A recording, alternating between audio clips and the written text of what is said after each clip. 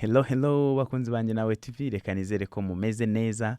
Ni Amani nk'ibisanzwe muri studio, meze neza cyane kandi reka mbanze mbahereze ikaze aho muherereye hose. So muri iki gitondo rero ntago nzi igihe uzarebera ino video, ariko mbyukanye isomo rigira riti ujye ukomera ku ntego zawe cyangwa se n'uburyo wakomera ku ntego zawe. So mbere yuko dutangira, reka mbanze mbabwire ngo niba ubona iri somo hari aho rigukoze, niba ubona wumva rigufitiye akamaro, rigize icyo rihindura mu buzima bwawe, jya ukora subscribe kugira ngo ukomeze kudushyigikira. So nagiye rero, hari interuro numvishe yo mu Cyongereza nayikuye ku momento cyangwa se umuntu ukunda kungira inama, ni mushuti wanjye cyane, ariko ni n'umuntu wakoze ibintu byinshi muri business world cyane muri logistics, international logistics. So urumva ko arimo yakoze ibintu nyine birimo experience nyinshi cyane. He has been a CEO for 25 years, ariko yarambwiye ngo circumstances does not change responsibility. So circumstances does not change responsibility.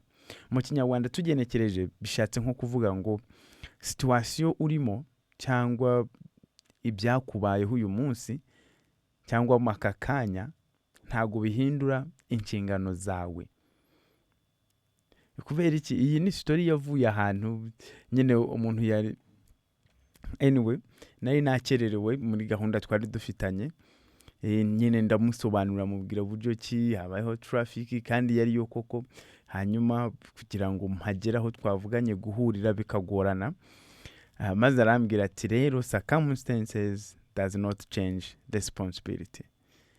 Arambwira ati byanze bikunze ushatse impamvu ikintu kitagenze neza ntago wayibura mu buzima. Ushatse impamvu ikintu kitagenze neza ntago wayibura.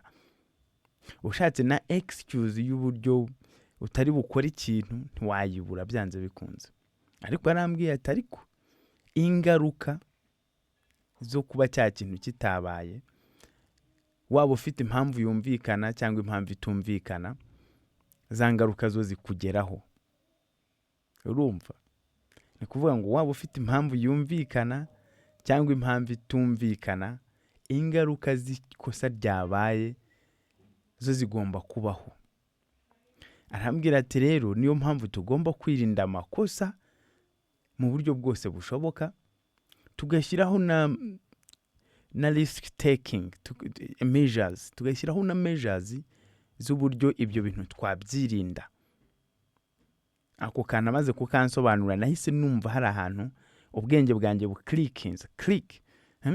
Numva hari ahantu akoze mu bwenge bwanjye, navuga ati kumbi impamvu zose zishobora kuba zumvikana, ariko ingaruka zo kuba cya kintu kitabayeho zo ntago zivaho. Niga ko ntakwiye guhora ntegereje gushaka impamvu yumvikana, ahubwo nkwiye guhora ntegereje kureba buryo ki bwose nagerageza nkirinda iki amakosa. Ku ntego zawe rero, kuri dream yawe, amakosa ugomba kwirinda mu buryo bwose bushoboka. Circumstances does not change responsibility. Ahangaha rero abantu twese tuba dufite intego z'ibyo dushaka kugeraho. Tuba dufite abantu dushaka gufasha, tuba dufite amashuri dushaka kwiga, kariyeri mu byo dukunda dushaka, ariko rimwe na rimwe tugahugira mu gukora amakosa mato birangira zanye za ngaruka zitajya zivaho. Niba rero nawe ufite intego zawe guhera uyu munsi, menya ko ntago intego zawe uzatangira kuzigeraho mu myaka 40 ingahe itaha. Oya, ahubwo uyu munsi gerageza uzibemo, gerageza ubeho nk'izo ntego. Gerageza umunsi ku munsi habe hari ikintu ushyira kuri ya ntego yawe. Ni kuvuga ngo winners are the only people that stack small wins. Gerageza ukore small wins. Niba ari mu gitondo, gerageza ubyukire ku gihe as a winner.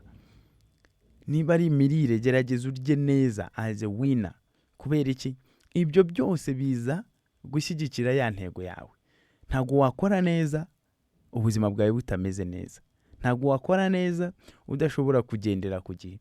Kuko byanze bikunze ako kanya gato utaye mu bintu bidafite akamaro, aho kanya gato utaye waryamiriye, byanze bikunze kazagira ingaruka, kabone n'ubwo wowe waba utabizi, kabone n'ubwo wowe waba uzi ko ari ibintu byoroshye, ariko za ngaruka ntabwo zizatinda kuvaho.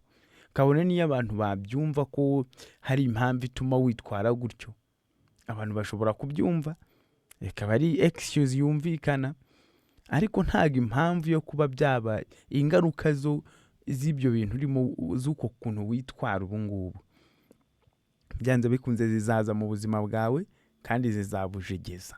So from now tangira ujye utekereza ku ntego yawe. Ariko if I was a CEO, how would I be behaving? You are dreaming to become a CEO. Maybe that's a big ambition, but you can, because those who were born just like you. Okay? So, you're dreaming to be that person. You always ask yourself, ese uyu muntu nshaka kuba nkawe, nshaka kuba we, izi saha yaba kiryamye? You want to be a top manager? Okay, good. You want to be an entrepreneur? Good. Ariko ujye wibaza se uyu muntu yaba ari umunyemari nkanjye, saa 3 aba kiryamye?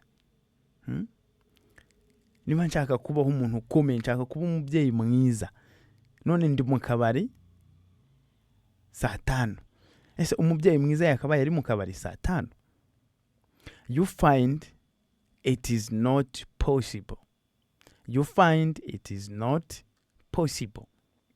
So your work from here, your assignment from here, is find the way you're behaving in the present.